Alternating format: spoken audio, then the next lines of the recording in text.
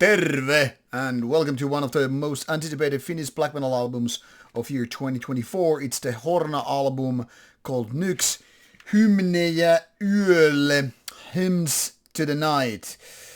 Comes with a pretty cool cover. I gotta say this is actually one of the most interesting album covers I've seen through the entire year. And of course that is worth taking a closer look.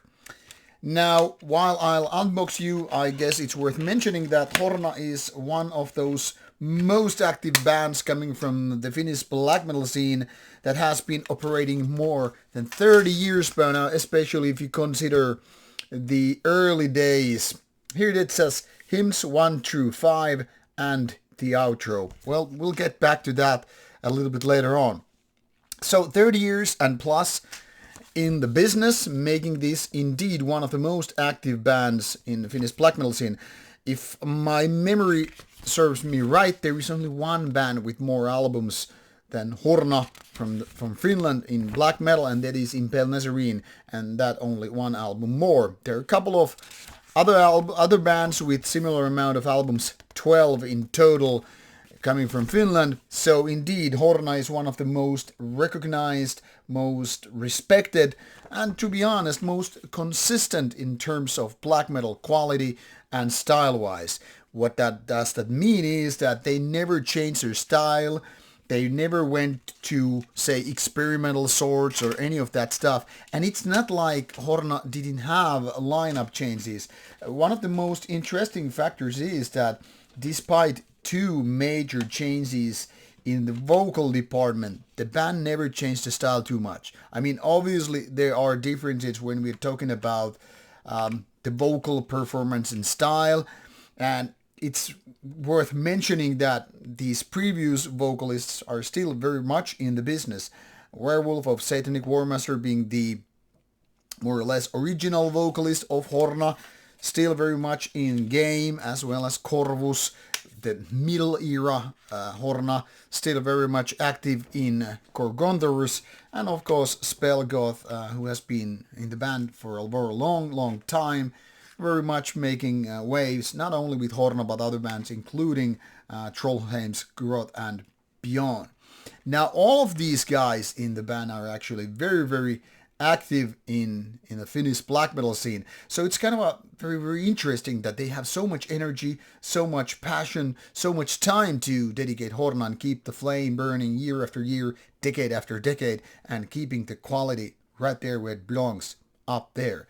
But this is the lineup nowadays. Venom being on bass, almost 10 years now, well, 6 years, but still, and he is a man of many bands. I'm not going to list all these bands because this would make the 30 minutes of a video to focus on whatever these guys are doing. Lauri, or LRH, the brother of Spellgoth, has been in the band for 8 years, and Spellgoth already 15 years, half the age of the band. And more importantly, Infection being a big part of the band for more than 20 years. First with bass, but later on, obviously, guitars and vocals, background or whatnot. But the man of the hour is obviously Shadrach, the originator of the band, original vocalist as well. But anyway, the man who more or less created what Horna is, and of course very active in other bands as well. And some might even wonder how on earth he has the unlimited capacity and creativity to keep all these bands going on. But that's for another matter, and we're gonna focus on the band, focusing their latest album, Nyx. But quick look on the discography and you will understand it's vast. It's just overwhelming, to be honest. Imagine going through all these splits, EPs, and then 12 full albums. That's quite a lot to swallow in 30 years in the making. So what is this Nyx all about then? I mean, it has only 6 tracks and still almost 44 minutes in total. And this is pretty interesting because if you take a look at the previous album, I guess this is worth mentioning, Kuolemankirjo, 4 years ago already, feels like 2 years to be honest, but still. I mean, it had like 13 tracks and almost 70 minutes of music. Now it's almost like cut in half tracks-wise, but the songs were back then more or less quite a bit shorter. I mean, wandering around 4 minutes or so with couple of longer tracks here around 6 minutes and so, but nothing beyond 7 and all that stuff. And even songs less than 4 minutes, sorry. So point here is, this is an album where you have the kind of a medium length Horna songs throughout, almost 70 minutes and all. Whereas Nyx then again is just 6 songs, but the songs are lengthier, apart from maybe second to last track, hymn number 5, which is only 5 minutes. So what the hell is going on in this department where songs are more like 6 to almost 9 minutes in total? Well, let's be honest about it and say it first. Nothing really has changed that much. Yeah, surely the track lengths are lengthier now than before, but to be honest, the basic concept hasn't really changed much, and it is for the best. In my opinion, Horna has always, delivered the best blows when they are not over, extending themselves into other borders of metal, meaning more like they're sticking to the guns from the 90s inspired or 90s sounding black metal. Second wave, solid, nothing too fancy, nothing out of ordinary, but delivering those solid blows. Now, if you get to compare these to a lot of bands, you could say, yeah, Marduk from Sweden has pretty much done similar things, obviously, with more or less changes, but always, kind of focusing on that. But Horna is maybe even more like that. So in that sense, it's almost like the Finnish black metal equivalent to whatever Cannibal Corpse did with the American death metal. Staying true to your guns, don't go experimental, don't get progressive, don't evolve too much. Just stick to the very guns you have and get better while doing that. And in my opinion, Horna has mostly done it with later years. Now, that being said, however, my favorite album from Horna comes around the mid-era of the band, but that goes for another video to talk about that. So what we have here is, technically speaking, 5 hymns, which are just hymni number 1, 2, 3, 4, and 5. So there is no separation in terms of like the typical approach to black metal, where every song has somewhat gloomy or grim title and all that stuff, with the exception of the last track, which is an exception in the sense that it's not really a new track but a new version of an older track, actually from my favorite Horna album of all times, Kuoleva Lupaus, Dying Promise, if you will.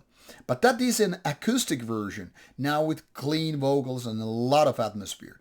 Don't get me wrong, the original song is really, really good, and this acoustic version is pretty good as well. I only say it pretty good because 9 minutes of, almost 9 minutes of an acoustic track is, in my opinion, frankly said, too much. Had it been cut around 5 minutes, make it a little bit of a different version altogether, would have made it better. Now it feels like it's just overextending its stay, and to be honest, most composers in the world don't really get better by, overextending their stay after 5, 6, whatever minutes. So having a 9 minutes acoustic track is a little bit too much, but I'll give it that. It's a wonderful version of an existing track, even if I like the original more. Now, the clean vocals are right there. They really, really do it nicely. So it feels like an outro. Just a very fucking long outro, but still. Some people are gonna like it a lot. Some people will feel like it's a bonus track. Just like a addition which wasn't really needed. But the focus is with the 5 first tracks, which are there to deliver the Horna blows. When you focus on individual riffs, you realize nothing really changed that much. It's doing the Shatraug stuff, and you either like it or you don't. And if you don't like previous Horna stuff, I don't think this is gonna change anything for you. But then again, the good news is, obviously, if you like previous Horna stuff, this is probably going to be a very, very safe bet. There are no weird moments, there are no weak moments, there's nothing like, why on earth this and that is right here. Whether we're talking about vocals or drumming, guitar riffs, everything is right there. Now, if I only get to complain a little bit, because that's part of the review job, right? Not just praise everything like a true fan, but give it a little bit of a critical approach. And I would say the guitar sound could be more powerful. It could have more thicker sound. Or alternatively, it could be a lot rawer.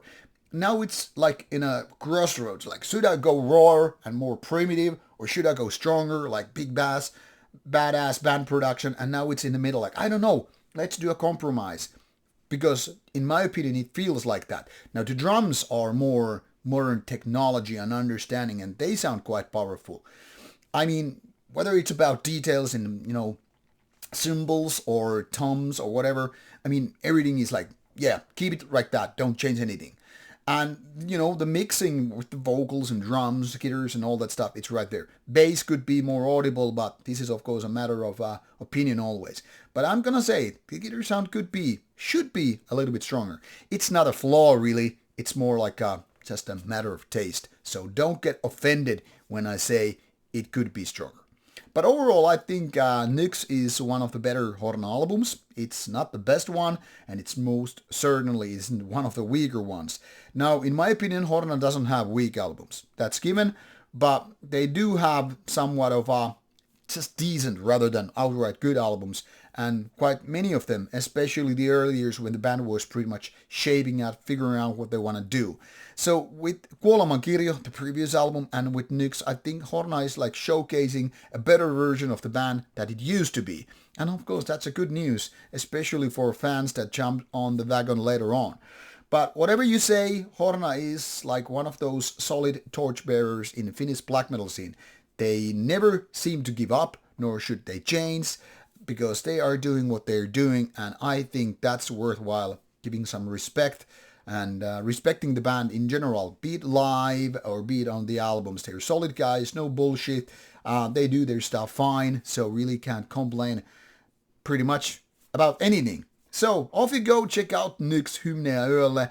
It's already been out since mid of September 2024, so not too many days, but still already very much available. LP versions might still be a little bit late, delayed and all, but should you be interested in acquiring one, should be available very, very soon. Maybe in the minute you're watching this review and all.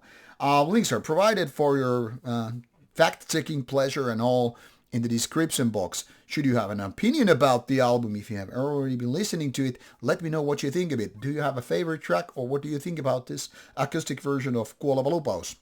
Off you go, and looking forward to your comments, and be sure to check out the Horna interview, which we did a couple of years ago. Well, more like 4 years ago. Anyway, it should be still relevant, so give it a go and enjoy.